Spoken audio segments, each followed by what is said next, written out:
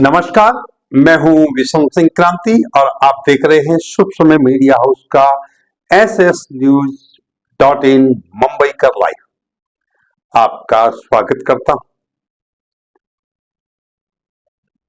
महाराष्ट्र विधानसभा के बाद शिवसेना यूबीटी का राजनीतिक ग्राफ अब शिखर से ढलान पर आ गया है। विधानसभा की उनकी साथी पार्टियां अब उन्हें छोड़ छोड़कर जाने की तैयारी में है।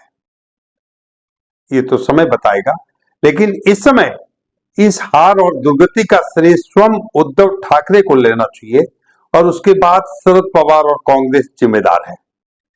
आपने कहावत सुनी होगी, हम तो डूबेंगे ही सनम, तुमको भी ले डूबेंगे। यही हाल महाराष्ट्र में उद्धव ठाकरे यूबीटी पार्टी का है। उद्धव ठाकरे भटक गए हैं या गलती की है या अपराध किया है, परिणाम आपके सामने है। अपराध की सजा तो महाराष्ट्र की जनता ने उनको दे दी, क्योंकि कट्टर हिंदुत्व की पार्टी लाइन जो हिंदुत्व की पार्टी को छोड़ दिया।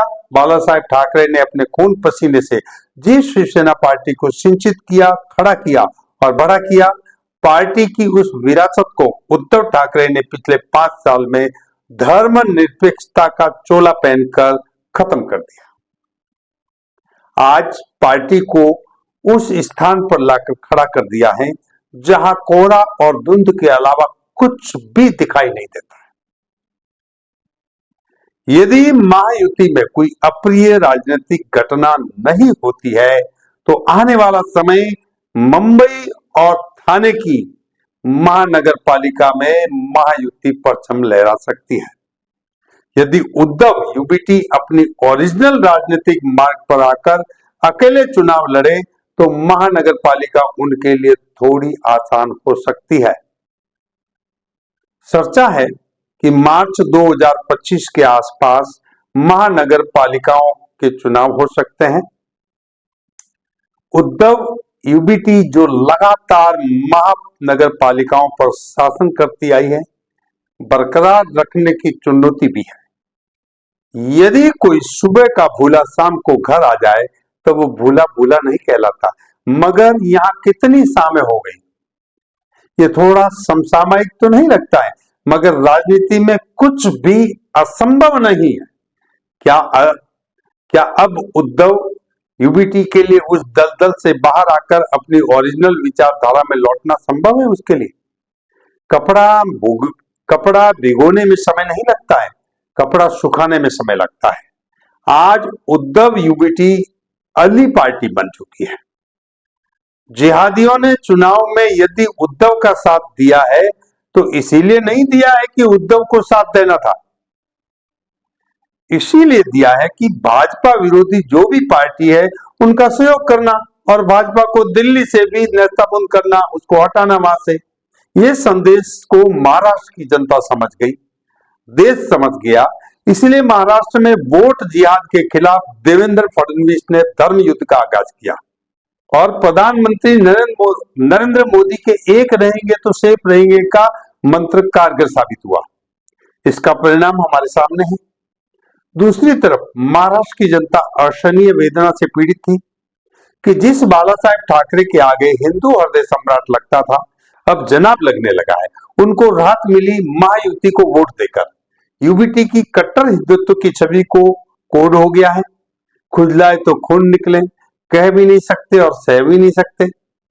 भाजपा को जो शिवसेना चाहिए थी वो मिल गई और वो शिंदे शिवसेना के रूप में मिली। शिंदे शिवसेना के पास ओरिजिनल चुनाव चिन्ह भी है, उसी के आधार पर उन्होंने चुनाव लड़ा है और वो कट्टर हिंदुत्ववादी लाइन में चल रही है, क्योंकि उनके डीएनए में है। 40,000 करोड़ से भी अधिक बजट वाली मुंबई महानगर पालिका बीएमसी पर अभी तक शिवसेना का कब्जा था, राज था। अब विधानसभा में एक शिवसेना सत्ता में है तो दूसरे के पास विरोधी पक्ष का नेता बनने के लिए भी आवश्यक बहुमत नहीं है। किसी भी पार्टी को बीएमसी जीतनी है तो नई रणनीति बनानी होगी। मुंबई बीएमसी के कानून जलेबी जैसे हैं। इस कानूनों से आप मुंबई कर परेशान हैं। इसी परेशानी का फायदा उठाकर नगर सेवक से महापौर तक का नेटवर्क बना हुआ रहता है, जहां करोड़ों रुपए का प्रभाव होता है। इसमें बीएमसी अधिकारी भी शामिल होते हैं। मुंबई के ठेकेदार भी इस नेटवर्क में रहना पसंद करते हैं। उनके लिए नया नेटवर्क बनाना मुश्किल होता है, इसीलिए वह शिवसेना यूबीटी को पसंद करते हैं। महायुति के लिए भी बीएमसी की डगर आसान नहीं है। लोक हितार्थ कानूनों को लागू करने और परेशान करने वाले कानूनों को हटाने की गारंटी देनी होगी। जलेबी नुमा कानूनों को बाहर करना होगा। ये गारंटी मुंबई कर चाहेंगे। मुंबई के नगर सेवकों की वसूली गैंग पर भी हम अगले एपिसोड में बात करेंगे। आप चैनल को सब्सक्राइब करें, बेल आइकॉन का बटन दबाएं और ज्यादा से ज्यादा इसे शेयर करें और बने रहे देव, देश और धर्म के साथ। जय महाराष्ट्र।